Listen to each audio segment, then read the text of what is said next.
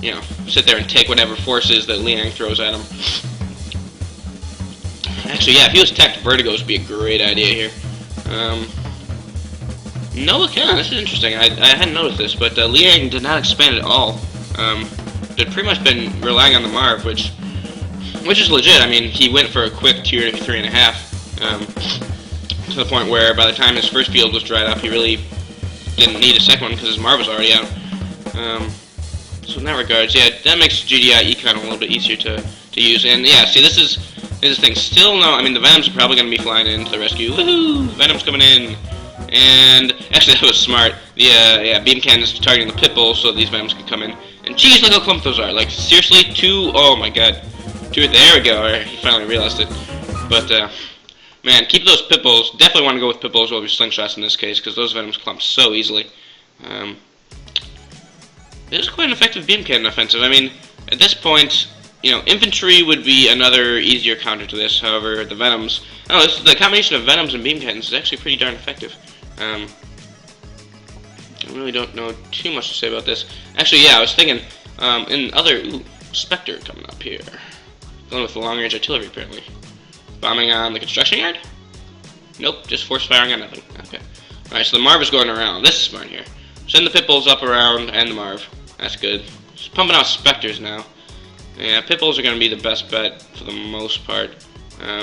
Orcas are going to do very well, too. Actually, I don't know. I guess such a pass went to make much too of a difference. Actually, we were really mean if all these guys got cloak shielded or stealthed. Oh, and now we're at tier 4. Alright, so in comes the C-Tiberium. I'm sure. Actually, as far as catalyst missiles go, don't see there'd be too much use for that. Neither would there be too much use for the vein detonation. But Marv's coming around here. I was gonna say earlier, Ave was using this center to his advantage. Another couple sneaky flame tanks coming around, that would have been devastating. I'm getting to this area here, taking out the air, some power, Marv. So that would definitely be bad. But alright, so this is actually smart. Keeping, even if you're not. Wait, does he have a? Oh, look at that. Jeez, I didn't even notice that. It's a new Marv? Wow, I feel stupid. Alright, so he's got a Grenadier, an Infantry Squad, a Rocket Squad, and an Engineer in there. So you got your 4 basic infantry groups. That's interesting. But no, it would be really funny if these guys got cloaked. Stealth, that would be mean. Then that'd actually be easy enough to counter with a sensor pod upgrade for the Orcas. Laser capacitors are probably getting researched, that'd be my guess anyway. Yep, alright, so laser capacitors are coming out to make those Venoms the actual viable anti-air, or anti-everything. Alright. So, okay, Catalyst on top of that, that's great. And interesting, we're actually harvesting the enemy's field here. And he gets a harvester in the process. Yeah, this is an interesting attack. We have a Redeemer facility coming out, so Redeemers will be pumped up pretty soon. This Marv is not supported by anything, so these beam cannons will probably get some good damage on it. Actually, target to go for right now would be the airfield. It has very little damage. Ooh, that was smart. Killing off those buildings to give the artillery a better range, and that's great. My phone's going off. I'm sorry. Jeez, that's a lot of beam cannons. Yeah, this Marv is toast, in my opinion. He's too far in, and Liang doesn't have anything to bail him out with. Yeah, he's done. He's gonna keep on trying to shield himself with the,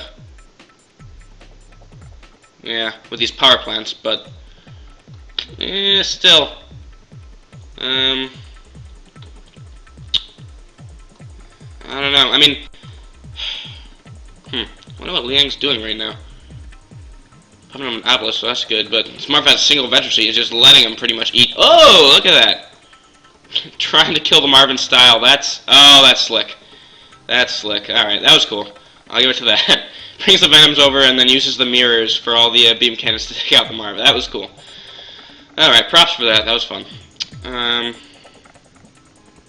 Yep, once again, look, oh god, all those are dead. Yep, that is why you don't clump, boys and girls. Because everything will die when you clump, so, yeah. And, the tech lab barely survived, so that was, okay, that was cool. I'll give Ave that. Beam cannons to Venoms to kill a Marv.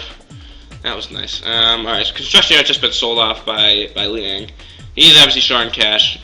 Without a Marv, he has 0 economy pretty much. Because, yeah, he's got 1 refinery, and as far as I can see, 1 harvester.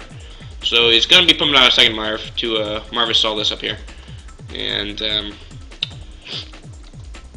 meanwhile, Aveimil as... By the way, what the heck does that mean? I don't even know if I'm pronouncing Aveimil? Aveimil? Aveimil. I don't know. Anyway, sounds foreign. But, anyway, where was I going with this? Oh yeah, well, Ave is pretty much without economy as well. I mean, everything on his side of the map is dried up, so yeah. I mean, tournament tower games are not supposed to last mighty long. They're usually a shorter map. This is so bizarre. Why is he putting anti-infantry in here? I'm highly confused. Because, if anything, you'd actually be wanting missile squads in there, just in case a sheer venom comes up and you could one-shot it. At least his economy is going to be back on top now. Yeah, well, geez, that's interesting. That's one of the weirder Marv garrisons I've ever seen. Meanwhile, the Redeemer facility has not been taken up. Let's see how economy is doing. Liang's at 1,000. Ave is sitting on whatever is coming in by the second. Living paycheck to paycheck, barely. And more orcs are starting to come out. Yeah, one thing is that... yeah, I mean, actually, this is pretty smart between the Venoms and the beam cannons, because Venoms will take care of any infantry to counter the beam cannons, as well as the air. They're doing a pretty good job, and then beam cannons, you know, are doing a great job against it. I mean, maybe using a Marv as the meat shield, and then using a few Juggernauts back, because you know Juggernauts will one-shot these things. Like 2 Juggernauts, their field of fire would be really good. So if these guys are clumped like this, then you know, get a lot of damage done. And these orcs are just not proving cost-effective at all. They'll get like 1 kill and lose 2 or 3 orcas. Now these beam cannons are just advancing, and there's really not too much the Marv can do about it. We've still got the Pipples out here, so definitely have to wait for... I mean, that's really the only thing that Liang can do right now, is to actually kind of just bide his time, make the Venoms come to him, destroy them with the Pipples, and then use Orcas. Shouldn't be sending the Orcas in without any anti-air support, because those things will just disappear.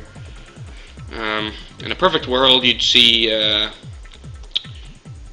actually, not even Firehawks would be worth it, in my opinion. I mean, you gotta be smart about your units now. Now, running straight into a Nod base at tier 3 is not good. Yeah. Yeah, I think actually, I mean, good to be aggressive, but I think Liang should actually be really trying to conserve his forces pretty much, because once this is gone, that's it for the map.